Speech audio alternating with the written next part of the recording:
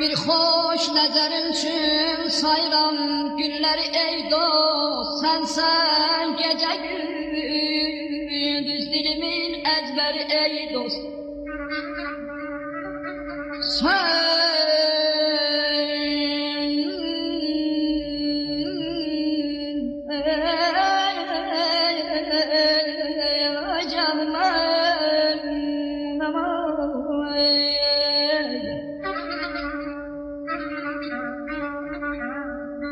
Söz söhbətimin məqdi kökü məsnəli ey dost.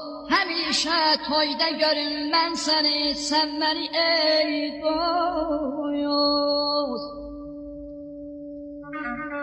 Məndən sənə kim söz desə aldanma, yalandır.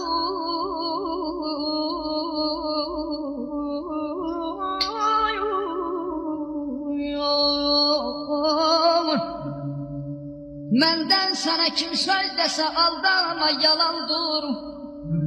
Düşmən sözüdür, hilə qurub fitnə salandır. Qalmışdır gözüm yolda, qulaq səslə amandır. Həmişə toyda görüm mən səni, sən məni ey dost. Ayda, ayda, ayda, ayda, ayda, ayda.